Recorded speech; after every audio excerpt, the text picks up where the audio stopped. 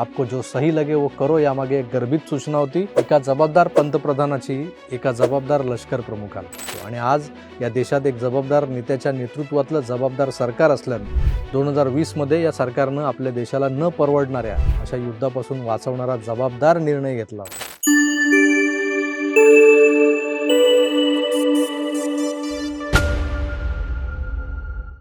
2020 सालची गोष्ट आहे।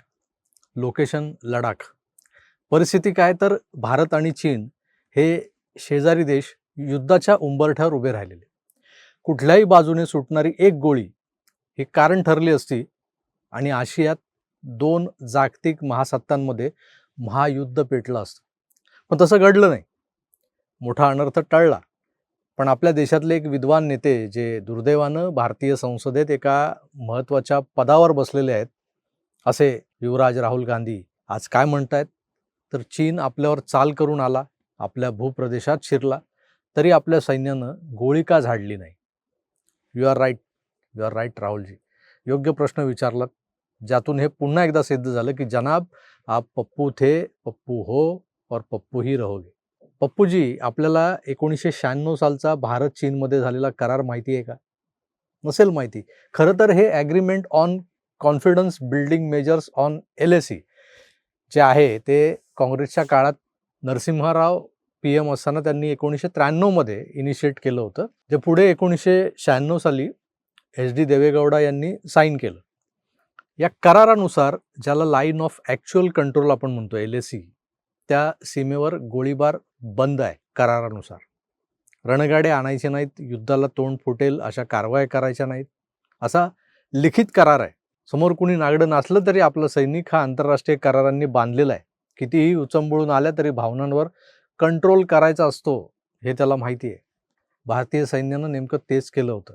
पण या करारामुळे आपण कुठे पराभवाच्या गर्तेत फेकले गेलोय किंवा आपण बॅकफूटवर आलो असं नाही। इकडे करारानं हात बांधलेत म्हणून भारतानं कैलास रेंजवर चीनी सैन्याची खोड मोडली, तेही एक साधी गोळी न झाडता।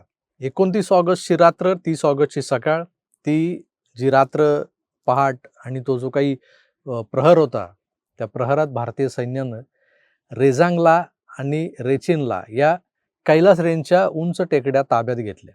चीन दुसऱ्या आघाडीवर आहे हे पाहून पूर्णपणे त्याला गाफील पकडत ही कामगिरी फत्ते केली गेली भारतीय सैन्याकडून। युद्धशास्त्रात ज्याला प्रतिबंधात्मक कारवाई असं म्हणता येईल अशी ही एक चाल होती भारतीय सैन्याची। एकही गोळी न झाडता चीनचा कणा मोडणारी आणि खोड मोडणारी ही चाल।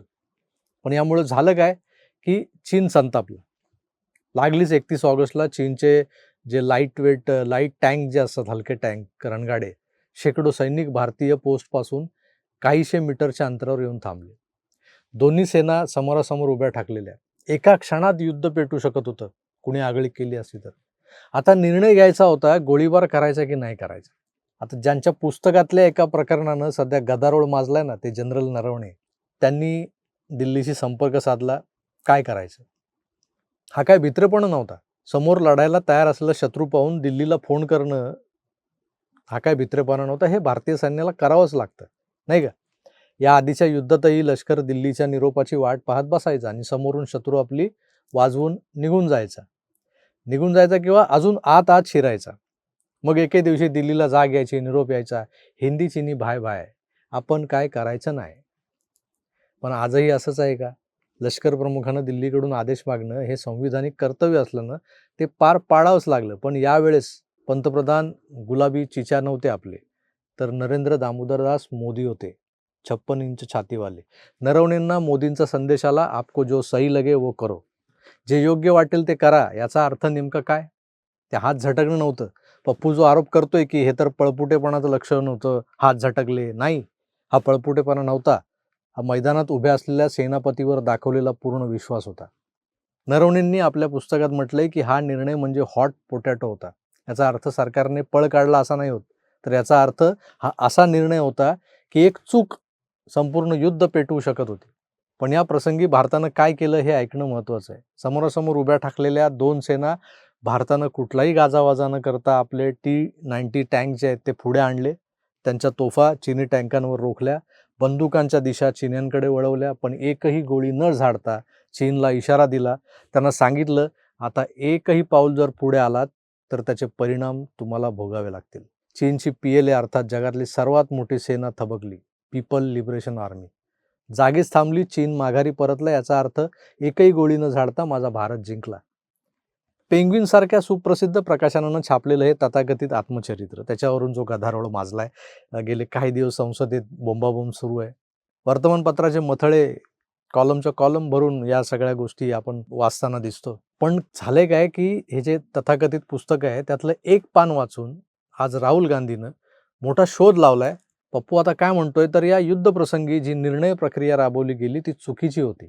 पण मित्र, खरं सांगा, जर युद्ध पेटलं असतं तर हेच लोक म्हणाले असते नसते का, मोदींनी देश युद्धाच्या खाईत ढकलला म्हणून.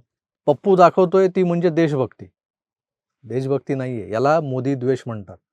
सीमेवर उभा असलेला सैनिक इधर से आलू डालो उधर से सोना बहार अशी ती झेडयवी भाषणं ऐकत नाहीत.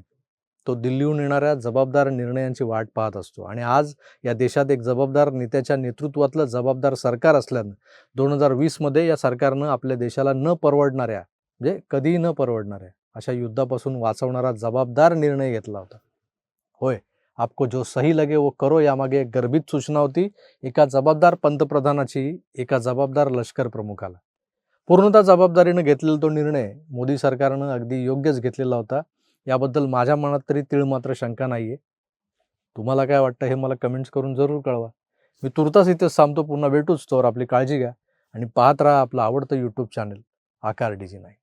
धन्यवाद. नमस्कार.